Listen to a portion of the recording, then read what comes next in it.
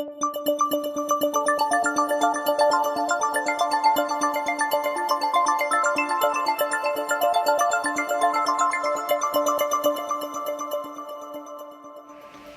next speaker is Bethe, who's known in the physics community as the person who knows everything and has done almost everything.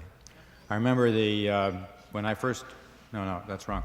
I remember at the early Rochester meetings on high energy physics, whenever there was a question, has this experiment been done? Has this calculation been done? What is the result of this? What is known about this?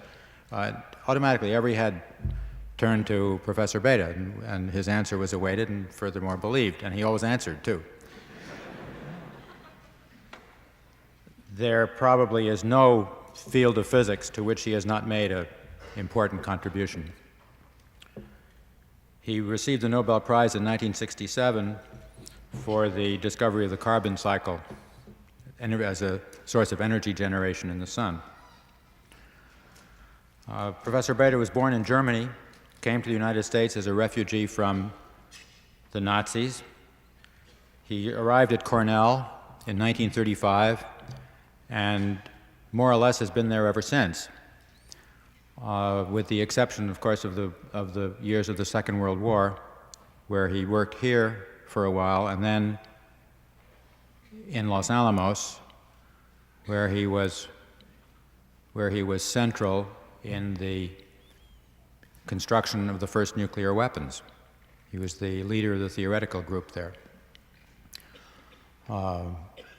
Ever since, while engaging actively in physics research and teaching, he has worked rationally and effectively to exploit and to understand and to contain the nuclear fire which he helped to invent.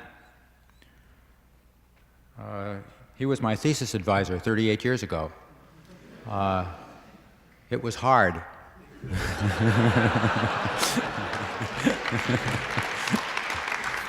But I learned a lot and survived, so it's a real pleasure to welcome him back to MIT, Professor Bethe. His title today is Solar Neutrinos.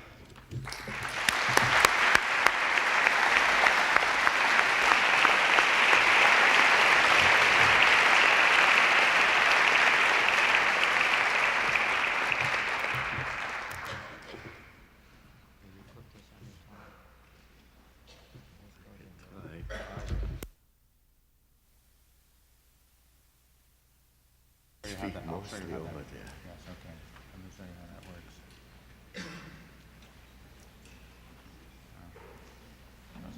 Say something. Okay. I think so. Let me show you how this works so you can turn it on and off. Are you going to use the? Yes. Okay. It turns on by pushing the lever at the bottom.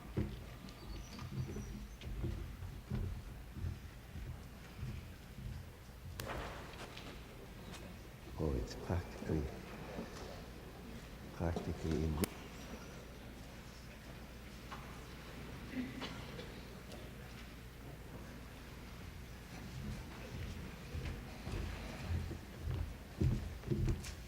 Francis, thanks for the welcome.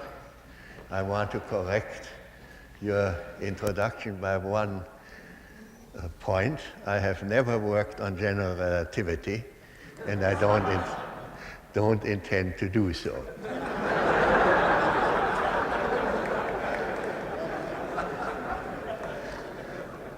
I'm happy to be here to join in congratulations to Phil Morrison, but it is also a sad occasion for me.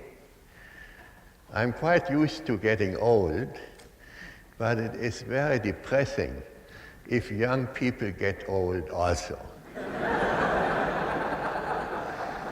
When I met Phil, he was 28 and a very young man. Now they tell me he is 70, which is hard to believe. But one thing has remained unchanged. he always gave us terribly exciting ideas, insights, and he still is at this today. So I wish, Phil, that he will remain in this situation for many years to come. Now I have to warn you all that this talk will be very different from Dr. Sagan's talk. It is scientific, and it will contain a number of algebraic formulae. That's terrible. I'm going to talk about a subject that has been very active for the last year, namely the subject of neutrinos from the sun. For many years, this has been a great puzzle. And to talk about that, let me start by telling you the nuclear reactions which are supposed to go on in the sun. They are listed here. And many of them produce neutrinos. The fundamental reaction, of course, is this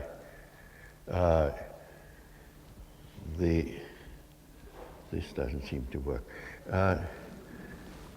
The fundamental reaction is the top one,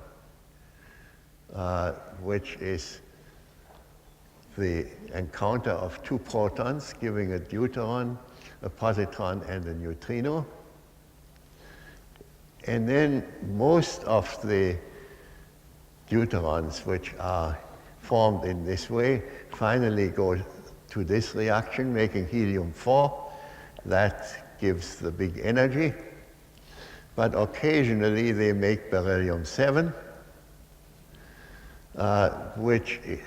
that happens maybe one time in 1,000. And beryllium-7 then emits another neutrino.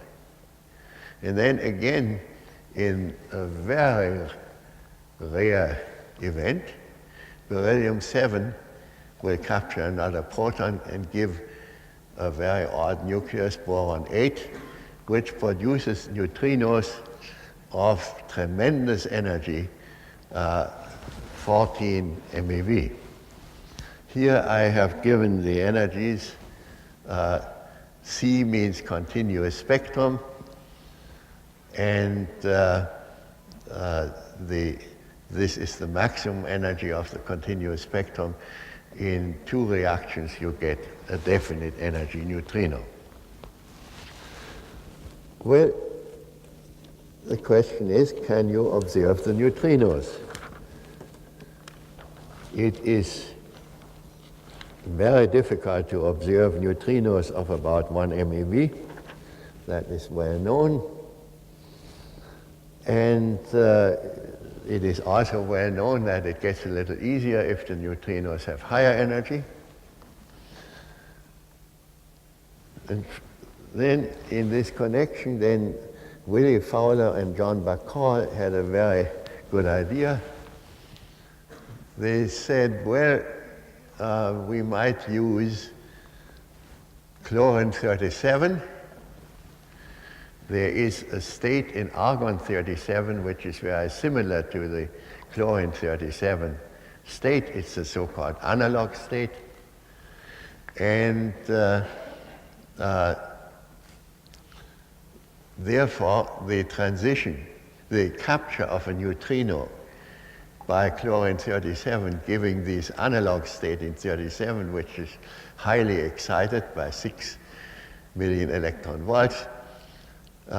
This is a super allowed transition, that is a transition as easy as any neutrino capture can ever be. And so they decided, let's take chlorine-37 and observe the argon-37 which is formed. Ray Davis of Brookhaven now of the University of Pennsylvania, has now tried to observe the capture of solar neutrinos for nearly 20 years. He uses a tank car of carbon tetrachloride. He flushes the argon out by helium and argon, puts the argon into a Geiger counter, and uses the decay of argon-37, which takes place by capture of an atomic electron in the K shell, giving chlorine-37 and a neutrino. Of course, you can't observe that neutrino either, but you can observe that the resulting atom is missing a K electron. Thereupon it emits X-rays of a few kilovolts, and those you can observe. This is the principle of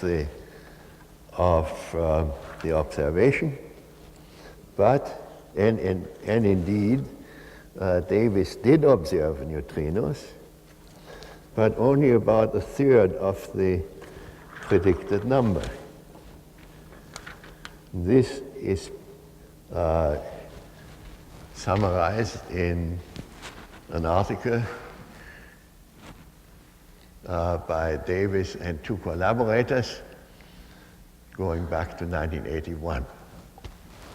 Well, so what's wrong? The main person who investigated this problem has been John Bacall of the Institute of Advanced Studies.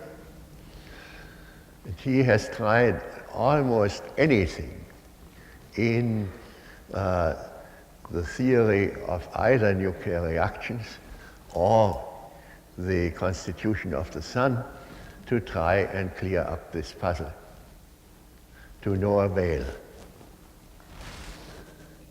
It just doesn't remove the discrepancy. The way they go about it is that maybe the temperature in the center of the sun is lower than has been generally supposed. And for that purpose, they need information about the opacity of solar material under different conditions, density and temperature. There is a lot of contributions by people at Los Alamos and Livermore, but the result remained the same. There is a discrepancy by a factor of 3 or maybe 4. At the same time, Willie Fowler and his group, experimental group at Caltech, have re-examined the nuclear reactions and have found that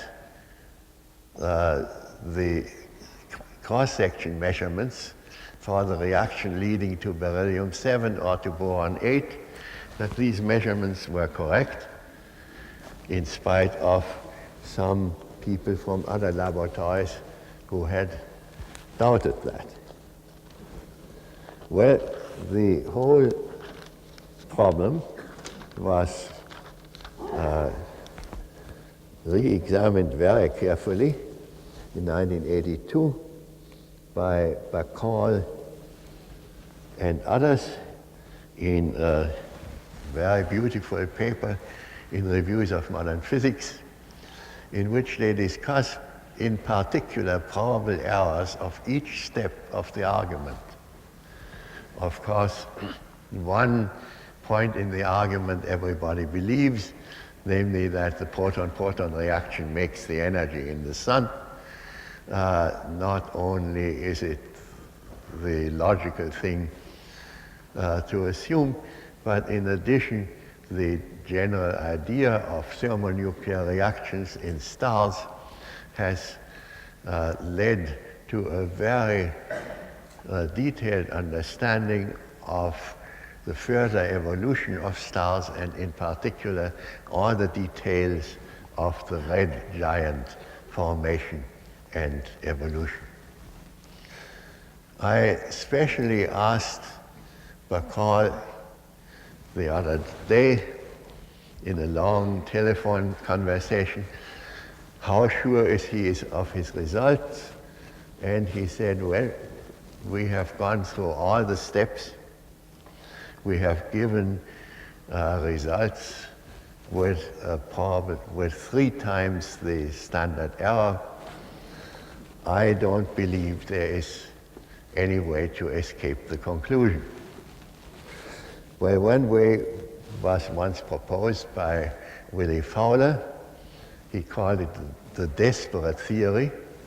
Everybody knows that the light comes out of the sun only after some 5 or 10 million years.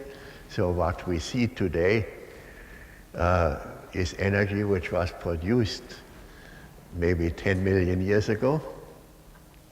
So maybe the sun was hotter in those days, more luminous than it is today, which would be a rather sad conclusion, because it would predict that we would go into a severe ice age in a few million years. That's less threatening than nuclear winter, but still not very promising. Bacall and others made a modified theory whose results are given here, but in the meantime they have gone back to the theory of 1982. The theory, after all corrections, predicts that you should observe on Earth about 6 SNU. That's a funny unit. It only, I won't explain it, it tells you how many counts Mr. Davis ought to observe. But this experiment gives only 2 SNU. Now, it is somewhat frustrating to rely on that funny nucleus, boron 8. Would be much nicer to observe directly the neutrinos which come from the combination of 2 protons, because we know exactly how often that must happen, because that gives us the energy which the sun emits every second, the so-called solar constant. Well, to avoid reliance on the rare side chain, it was proposed many years ago to use a different detector, namely Gallium 71. And the only thing that's wrong with that proposal is that gallium is a very rare element and therefore terribly expensive. But it obviously was an important experiment to do to find out the solution to this puzzle. Well, the National Science Foundation unfortunately rejected the proposal several times to carry out this experiment. The Europeans are somewhat more open to suggestions, so this experiment is going to be done by a collaboration of Italian, French, and German physicists, which will be carried out in Gran Sasso in Italy, and is being started now. This gallium experiment measures directly the neutrinos which are made in the proton-proton reaction, and I have written down here the capture rates in these funny units, SNU, for 3 detectors. Don't pay any attention to the lithium. The chlorine which has been used observes practically nothing from the proton-proton reaction, and the observation comes mostly from beryllium-7 and boron-8. By contrast, gallium would observe mostly proton-proton neutrinos, some beryllium-7, and very few boron-8. It also would give a lot more SNU. In gallium, the neutrino capture yields to germanium, and germanium, being an analog of carbon in the periodic table, lends itself to a very ingenious detection scheme proposed by Davis. He's a good chemist. You make germanium. So the problem remains, why are there only 1/3 as many neutrinos as there ought to be? It was suggested fairly early that maybe neutrinos transform into each other. Namely, we know there are different kinds of neutrinos, electron neutrinos and mu neutrinos and tau neutrinos. And it was suggested that maybe these neutrinos are not the ones which propagate in free space. And that's a very standard occurrence in particle physics. You know about it probably in the case of K-mesons, and there are many other examples. The particles which interact with other particles are usually not the same as the particles which propagate in free space. So then,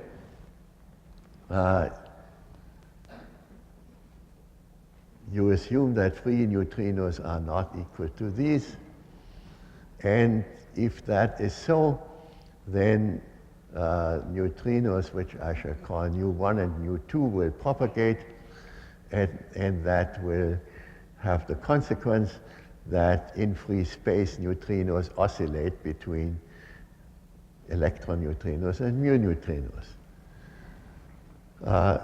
Linus claimed at one time that he had observed such oscillations using the neutrinos from the Savannah River reactor, but later experiments did not confirm his results.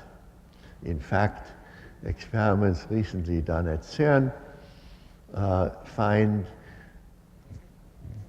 a certain result which involves two quantities, namely the difference in mass of these neutrinos and the angle of coupling. I'll go into that a little more later, namely the electron neutrino is not quite the neutrino nu1, but they are off by a certain angle, theta. And the CERN experiments show that the square of the mass difference times sine square of twice that angle must be less than 0.03 electron volts square. This is the dimension because of the mass.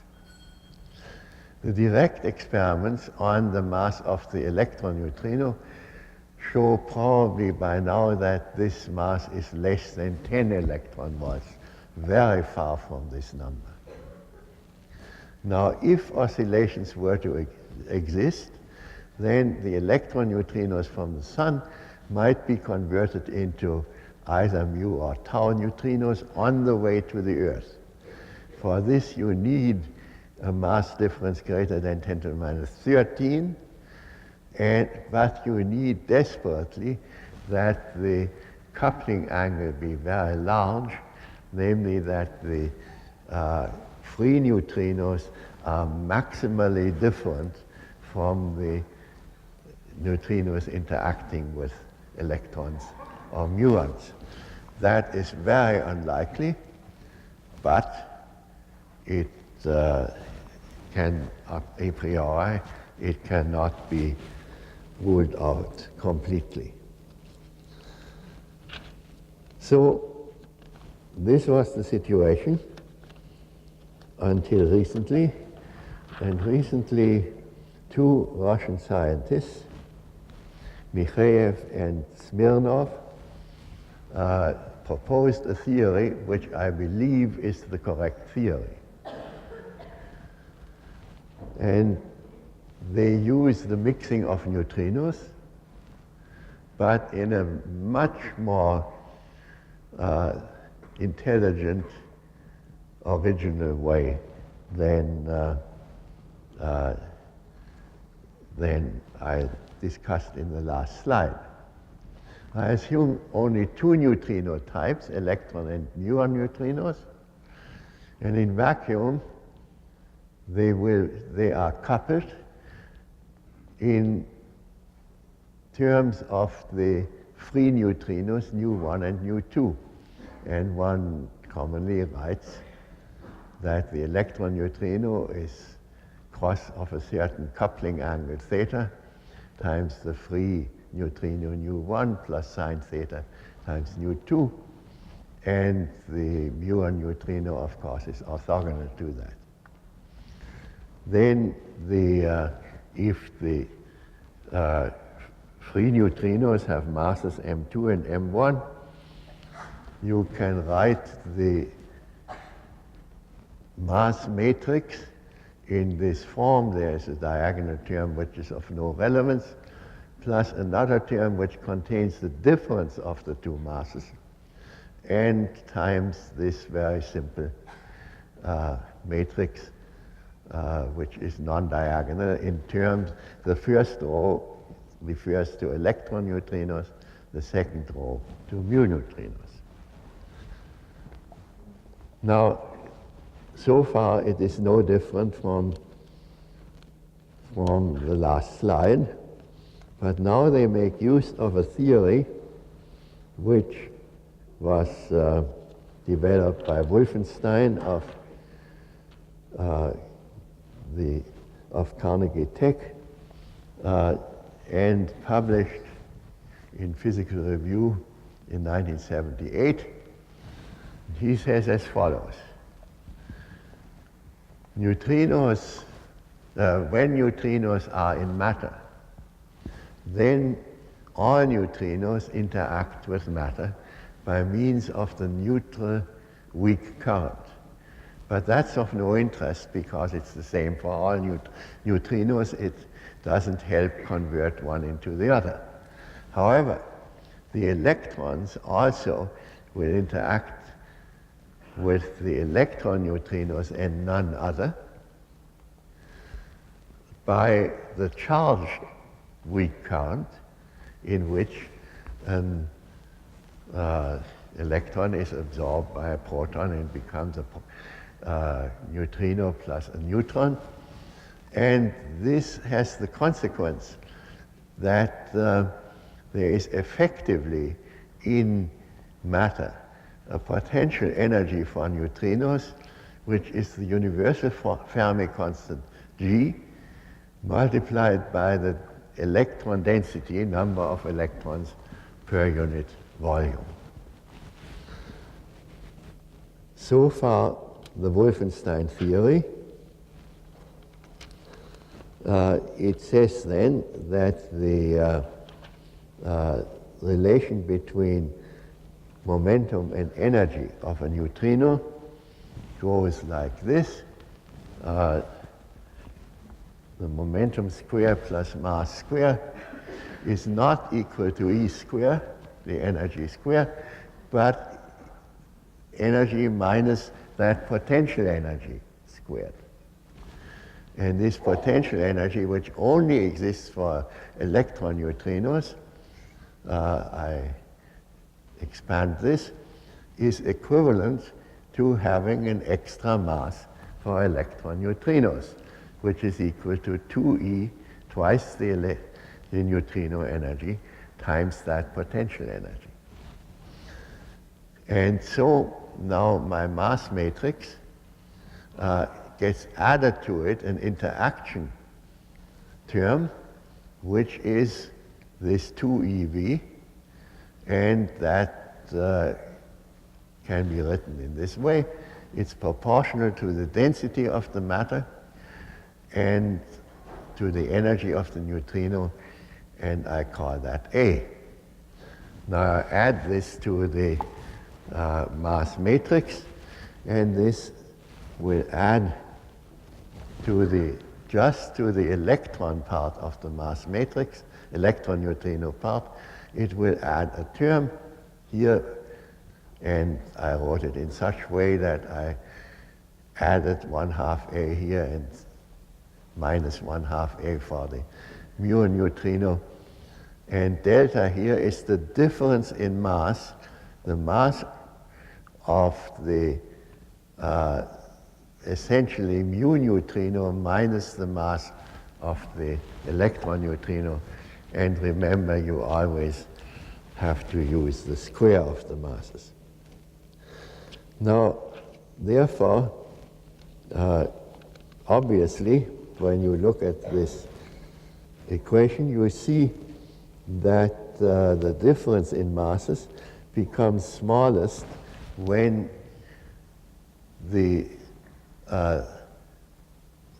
A, which is proportional to the density, is equal to delta times cosine 2 theta. And then you have a minimum in the difference of the two masses. And I will show you a curve of the consequence of that. Namely, there are two possible values for the mass square of a neutrino. If you have no density of electrons, then you have the electron neutrino here at a low mass, mu neutrino at a high mass. But when you get to the point where this condition is satisfied, that A is equal to the difference of mass square, that's this point, then at this point you can probably not see that faint line. At this point, the electron neutrino would get a bigger mass than the mu neutrino. But there is the non-diagonal term in the matrix, which means that actually the curves do not cross, but this curve, which starts as the electron neutrino, ends up at high electron density as the mu neutrino, and vice versa. And so this means then a very interesting thing, and that's now the theory of Mikheyev and Smirnov. If you start well, let me first say for a given neutrino energy, there is a certain density at which the two curves cross, and that density is determined by the difference in mass of mu neutrino and electron neutrino, and by the universal Fermi constant, which we know very well. So at present, the difference of the masses of the two neutrinos is not known, but it surely is a constant of nature. And therefore, this lambda is a certain number, which we don't know, but it's a number. And now let's assume that neutrinos are produced at a certain density ρ1 near the center of the sun. Then as they travel out through the sun, they will go through this resonance. If their energy is greater than a certain critical energy, which is equal to that lambda, divided by the density at the center of the sun. If, however, so if this is the case, then they will automatically run down the green curve, starting out as electron neutrinos, running down the green curve, they become mu neutrinos, and they change thereby into mu neutrinos, and that means they become unobservable, because mu neutrinos can only be changed into, in matter, they could only be changed into mu mesons, which have a mass of 100 million electron volts, and no neutrino which is produced in the sun has anything like that energy. So those neutrinos, therefore, which are created at a density above the crossing point, go down the green curve and end up as unobservable mu neutrinos once they leave the sun and come to Earth. And that would explain how it comes that neutrinos from the sun are not observable on Earth. That clearly is going too far, because after all, Mr. Davis did observe some neutrinos, not enough, but some, and this is an important point. So, conversely, if the neutrino is made, it has a lesser energy, then at the density at the center of the sun, it would be somewhere on this curve. Remember, what matters is the product of the density times the electron, times the energy of the neutrino. So neutrinos of lesser energy then might be produced here, and as you reduce the density, as the neutrino goes out of the sun, it goes down the purple curve and ends up as an electron neutrino. So the simplest conclusion which you may draw is the high energy neutrinos will be created here and will be unobservable. The lower energy neutrinos will be created here and will remain electron neutrinos and remain therefore observable. That is the theory of Mikhayev and Smirnov, somewhat translated into different language, quite apart from being translated from Russian into English. And so let's see what we can conclude. For that, I go to the paper which I mentioned before, which says that from boron 8 you get false nu, from all other nuclei you get 1.5. Davis has observed 2.1, and so I say these neutrinos are low energy neutrinos and therefore are are purple and are therefore observable. And also a few of the boron 8 neutrinos must be observable, namely 0.5 plus or minus 0.5. Not clear whether any of them need to be observable. I evaluated this wrongly.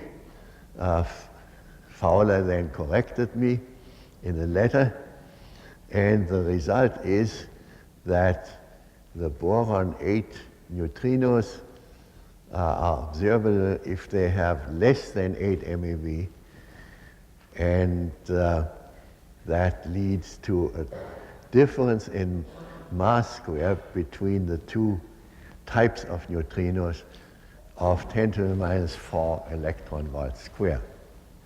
It means, by the way, very importantly, this works only if the mu neutrino has a higher mass than the electron neutrino. And so if we assume tentatively the electron neutrino has no mass, then the mu neutrino would have a mass of 1/100th of an electron volt, totally unobservable by other means. Now, that's not the only condition. You also need to have, as the neutrinos go out of the sun, you have to have an adiabatic transition. Well, that gives a certain condition, and I will not bother you with the details. It tells you that the coupling angle, you remember electron neutrinos are cosine theta times nu1 plus sine theta times nu2, that this coupling angle must be greater than 0.01 radian, which is 0.6 degrees. It is almost certain, if there is a coupling angle at all, that it will be greater than this number. For instance, those of you who know particle physics will remember that the Cabibbo angle is about 13 degrees, much, much larger than 0.6 degrees. So it is essentially certain that the angle is big enough. However, it says one very important thing, namely that both neutrinos must have mass, and that is not at all obvious. When we started talking about neutrinos back 50 years ago, we thought, I think, practically all of us, of neutrinos without any mass. And they have great attraction aesthetically, but I have no preconceived notions, so I'm perfectly satisfied if neutrinos have some mass. It will be very, very small.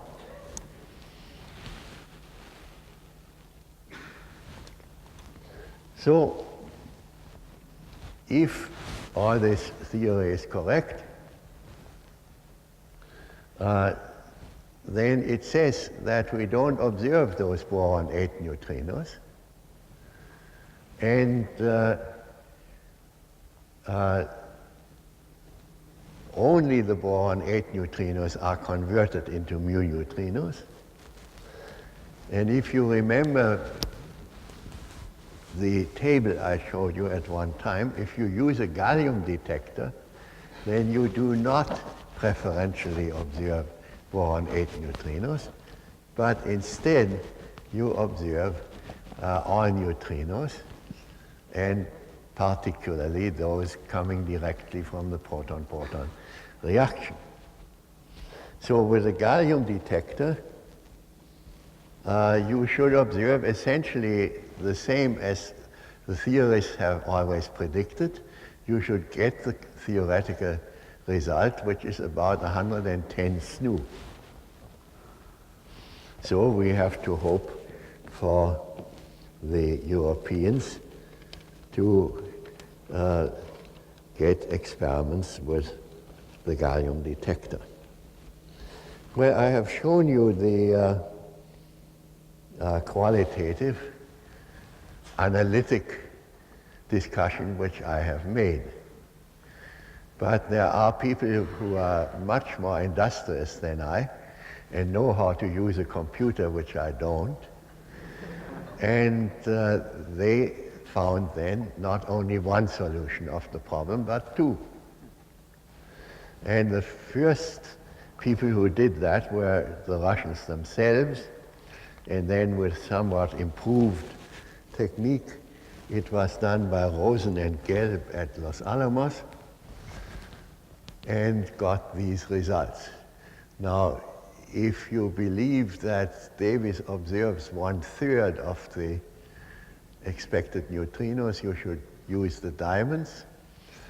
The more recent ideas of Bacall are that he observes only 1/4, and then you should look at the circles. And so what is plotted here is delta m square in electron volt square, and 10⁻⁴ is my solution. Constant mass, arbitrary coupling angle, theta.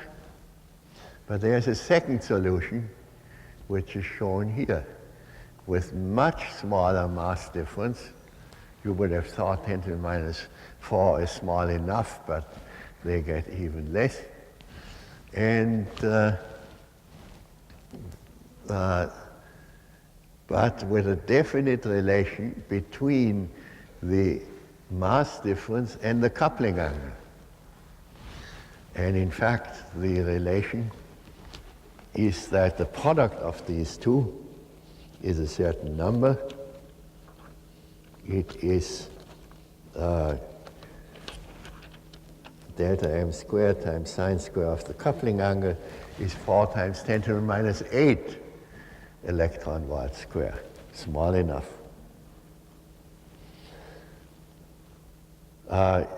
They have confirmed the solution which I published in addition to this.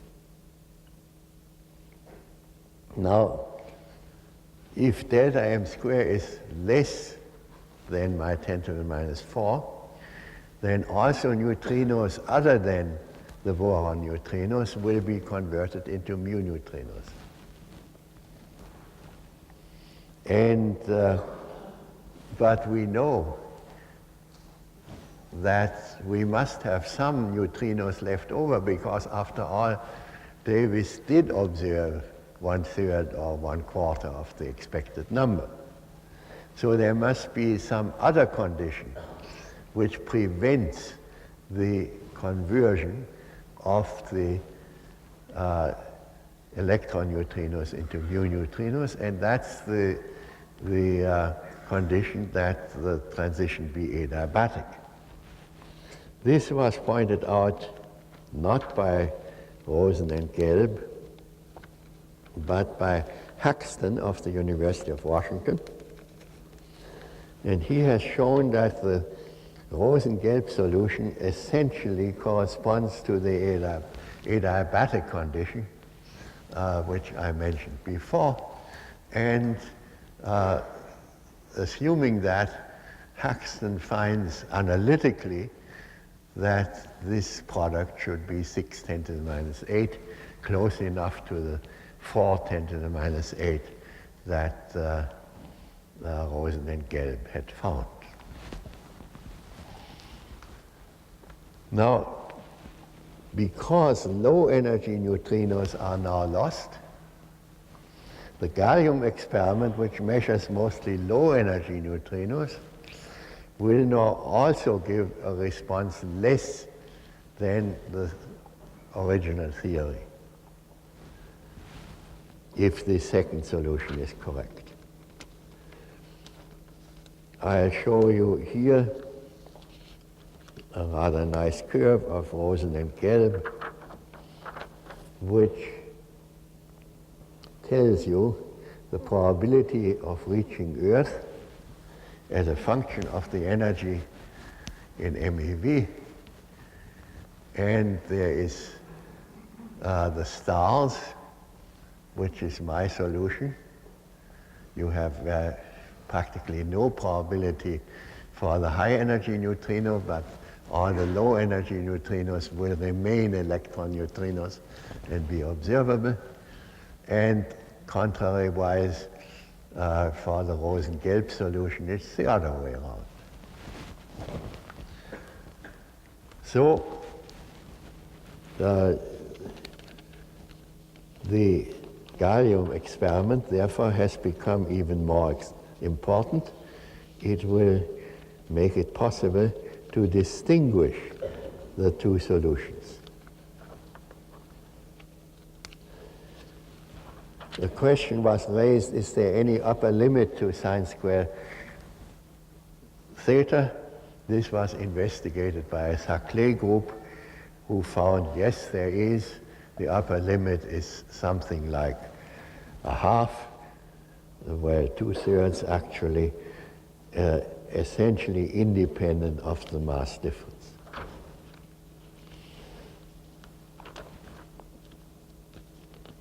The best calculation so far has been made by two people at Fermilab, Park and Walker, who plot here some beautiful curves. It all uses the same general idea, namely conversion of neutrinos from electron neutrinos to mu neutrinos in the sun due to high density of the matter in the sun. Plotted here is again the difference in mass between the two types of neutrinos. Plotted here is essentially the sine square of 2 theta. And the contour lines correspond to various possible results of the Davis experiment. What he gives is 2.1 SNU, that's this curve. But he says plus or minus 0.3, that's 3 times probable error, so it can be anything between 1.8 and 2.4.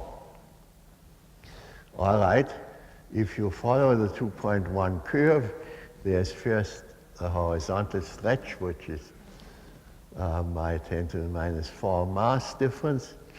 Then there is the slant line, which is essentially the Rosen-Gelb solution. It has a wiggle because different types of neutrinos undergo the non-adiabatic transition, which goes to smaller mass difference and higher sine square theta.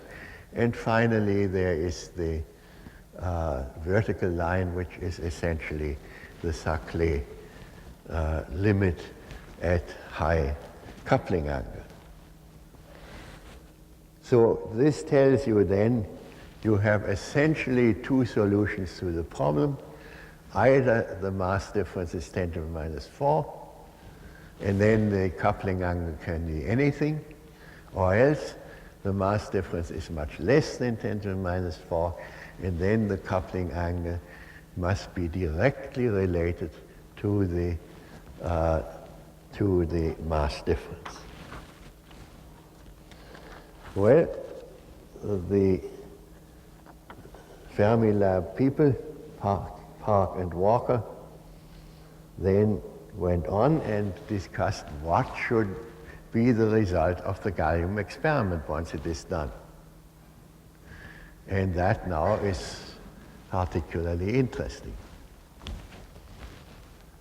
This again is mass difference, angle, and the dotted lines are the two limits of the Davis experiment with chlorine. The solid lines are the contour lines for the Gallium experiment to be done. And so you see, if the solution is along this line, or along this line, then the gallium experiment should give somewhere between 100 and 120 SNU. But if the solution is the type preferred by Rosen and Gelb, then the gallium experiment will give you a greatly reduced count, maybe as low as 10 SNU, 10% of the theoretically predicted number. So this is extremely interesting and makes, of course, the gallium experiment more and more important. And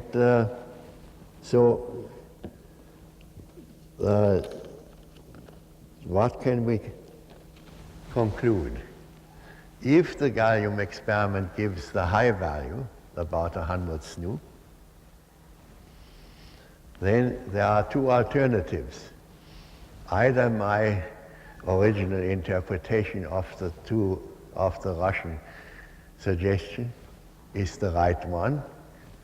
The mass difference is 10 to the minus 4, and the angle is undetermined. Or there is some totally unknown other explanation. Now, Bacall swears that his theory of the temperature distribution of the sun is correct. So it's very unlikely that there's another explanation. However, one would have to say if gallium gives 100 SNU or so, then the Mikheyev-Smirnov explanation is merely likely. It is not absolutely proved. But if the gallium experiment gives a much lower number, let us say something less than 60, perhaps as low as 10 SNU, then that can only be explained by the Russian suggestion, because there is nothing that we can do about the distribution of temperature in the sun which would reduce the number of proton-proton reactions, because those reactions give us our light. We know exactly how much energy the sun emits, and so we know exactly how many proton collisions occur, and therefore no change of the solar temperature distribution could explain a gallium result anywhere in that region. In that case, then, the Mikheyev-Smirnov answer theory is definitely proved, and we must then assume that indeed neutrinos have a mass, that the mass of the mu neutrino is greater than that of the electron neutrino, and how much it is can be determined then from the gallium experiment. If the gallium experiment gives the high value, then one probably has to do still another experiment showing that that it is indeed the Russian suggestion and not something funny about the sun that gives that is the cause of the Davis result. If gallium is as low as about 10 SNU, then delta m square is of order 10 to the minus 6, and sine square of 2 theta is of the order of 0.1, and that's very close to the Cabibbo angle, which would be 0.16. There is no good reason why it should be just the Cabibbo angle. Now, the most exciting part of this whole story is that it might permit us a glimpse into the gut. And by this I don't mean the intestines, but I mean the grand unified theory that particle theorists are fond of and of which I understand nothing. However, all particle theorists tell me that in gut there should be right-handed neutrinos in addition to the ones we know which are left-handed neutrinos. And these right-handed neutrinos should have a mass about equal to the grand unification mass, which is 10 to the 14 GeV or 10 to the 23 EV. So we are talking at the same time about terribly small masses and terribly big masses. There's in particular a theory by Gell-Mann and two others, simultaneously obtained by Yanagida in 78 and 79, according to which the mass of neutrinos of a given flavor I should be the mass square of the corresponding quark divided by some constant and the mass of the grand unification theory. Of course, that mass nobody knows, but it is about that number. Why the K appears there, I haven't any idea. The mu neutrino would have 10 to the minus 6 eV, and the tau neutrino 10 to the minus 3 eV. With the right-handed neutrinos having a mass like the gut mass.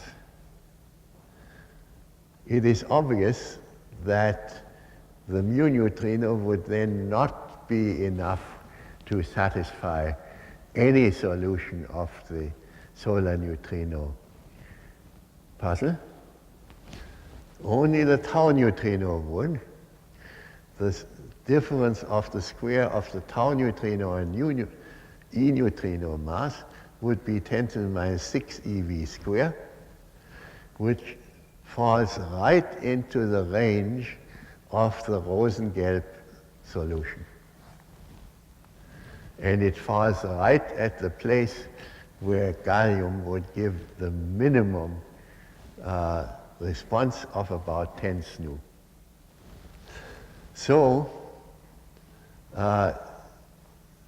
we must then assume that in the sun, the electron neutrino converts into a tau neutrino, not a mu neutrino. At present, I don't know any experiment which would distinguish between tau and mu neutrino as the product. But you can see that it will be most exciting to have the result of the gallium experiment. This can first of all show whether or not the Mikhaev-Smirnov suggestion is correct, and whether this is the solution of the solar neutrino puzzle. And secondly, it may give us an insight into grand unified theory, an insight into things which occur at energies of 10 to the 14 GeV, energies which surely are beyond the most ambitious plans of accelerators, and surely and which also are beyond the range of cosmic ray neutrinos. They go up to about 10 to the 20th eV, whereas the gut is about 10 to the 23rd eV. So there is a good chance, I believe, that the neutrinos will give us a look into energies so high that we have no reasonable expectation of reaching them by accelerators or other observations. And if that is so, then it was most fortunate that Ray Davis did not observe the neutrinos that were expected, but observed only a small fraction of them. And no matter how much the theorists pressed him, he still stuck to his small number. And this may have shown us a very interesting feature of neutrino physics, and possibly the best handle at knowing something about the very highest energy particle physics. Thank you.